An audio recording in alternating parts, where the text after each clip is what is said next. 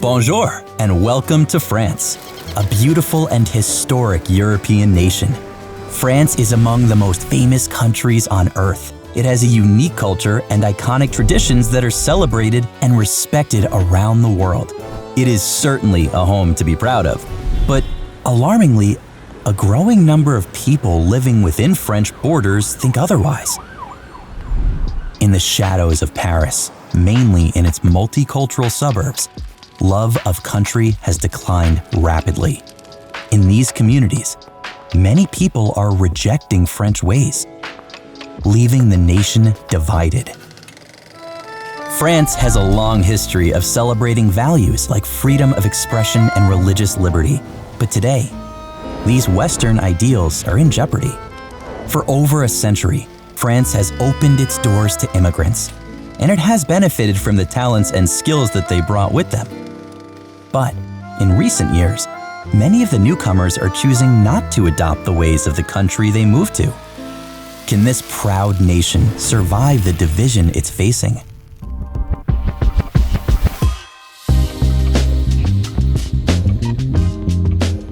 Meet Andre. He's 14 and lives in a Paris suburb with his parents, Amani and Mariam, and his younger sister, Sylvie. Andre is always curious, enjoys discussions, and is an excellent student.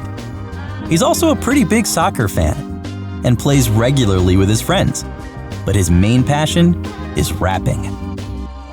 Hip-hop culture is wildly popular in France, and there are many good rappers in Andre's neighborhood, but he is among the best.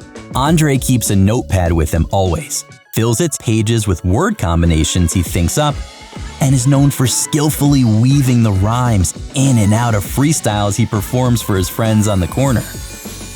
He dreams of someday being a famous MC, and he's well on his way. While Andre and his sister were born in Paris, their parents immigrated from the former French colony of Côte d'Ivoire, or Ivory Coast in English. Most of their neighborhood is filled with fellow first and second generation immigrants, but none are as patriotic toward France as Amani and Mariam. They have a special appreciation for their adopted homeland and the freedoms that come with it, especially freedom of religion. Andre's parents are proud to be French, and unlike some, don't see that as forgetting their Ivorian heritage. Andre never really thought much about his parents' patriotism until recently. It was normal to fly a French flag around holidays, cheer on the national sports teams, and dress up for the Victory Day parade each year. But the more time Andre spent with his friends, especially Shaba, an immigrant from Algeria, the more he learned that in their neighborhood, his family isn't normal at all. His friends and their families accuse many French traditions of being racist and think French culture is often hostile towards customs from their homelands. Andre had often been teased for acting French, but since starting 9th grade, the teasing has darkened. Monsieur Allard taught the school's mandatory French citizenship class, and from the beginning, Andre liked him. The young teacher brought up challenging topics that often led to passionate debates, but he always directed the conversations and encouraged civil discourse so his students would understand all sides. This method worked well, until the day Monsieur Allard brought up the topic of France's ban on certain religious clothing. Andre's classmates grew upset when discussing bans of Muslim head and facial coverings, and some were enraged that Monsieur Allard did not take their side. As they left class that day, Shaba made some troubling comments about getting back at their teacher, and Andre hoped his friend was joking. Later, when Andre met his friends on the corner, no one cheered when he finished his verses, and Andre wondered what he did wrong. "It's not your lyrics, bro," Shaba explained. "It's that everyone knows you like that white teacher. You're a sellout." As much as he liked his civics class, acceptance from his friends seemed more important at the time. "I'm sorry, Shaba," Andre said. "What can I do to show that I'm not with Monsieur Allard? That I'm still with you guys?"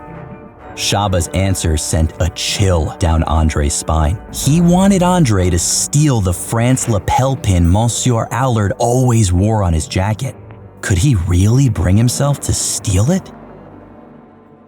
When Andre's parents heard he was facing suspension, they were shocked. They met with Monsieur Allard to discuss punishment and explain their confusion. Their son had attempted to steal from his favorite teacher? It didn't make sense. The adults discussed the pressure Andre faced from his friends and decided on an unusual punishment. A field trip to a famous art museum was coming up, and instead of getting suspended, Andre would be specifically assigned to the small group Monsieur Allard would be guiding. Andre would then have to spend the entire day with the victim of his crime. On the day of the field trip, Monsieur Allard challenged Andre to pay attention to where the artists were from. They walked the beautiful hallways and looked at master paintings from all over the world. And it was astonishing to Andre how many of the artists had moved to France as adults. France is a wonderful place, no? Monsieur Allard kept asking Andre. And throughout the day, they discussed not just painters, but also famous writers, actors, and musicians who had moved to France to make it their home. Did these people move to France so they could reject its ways? Monsieur Allard asked. Of course not. They had moved to France to accept and benefit from its cultures and traditions. Andre had to admit that newcomers assimilating to French society was the right thing to do. Back at home, rumors of a protest were spreading.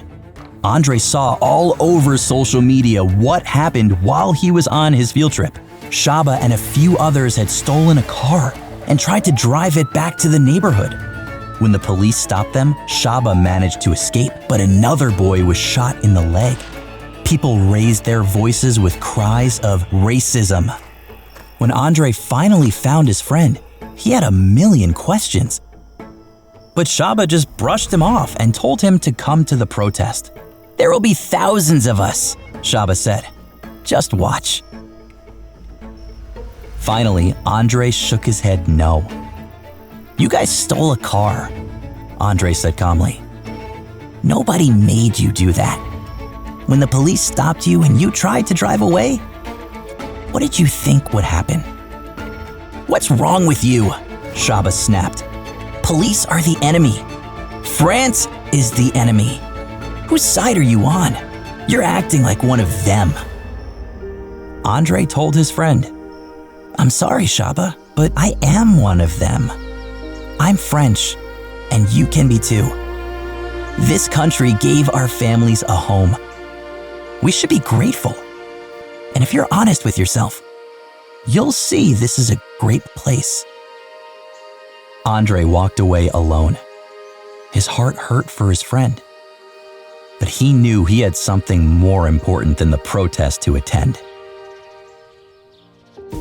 Today is Victory Day, a day of celebration for all of France. Andre's family is among the diverse crowds lined along Paris's famed Champs-Élysées for the parade. But instead of celebrating, Miriam is wondering if her son went to the protest or if he will decide to join them. There he is! Andre, wearing a national team jersey and with a French flag draped over his shoulders, waves to his family and joins them to celebrate. It's been a difficult year, and France's divisions remain. But Andre knows now that he's right where he belongs, and he feels something swelling in his chest. National pride. He joins the chants, Vive la France! Long live France!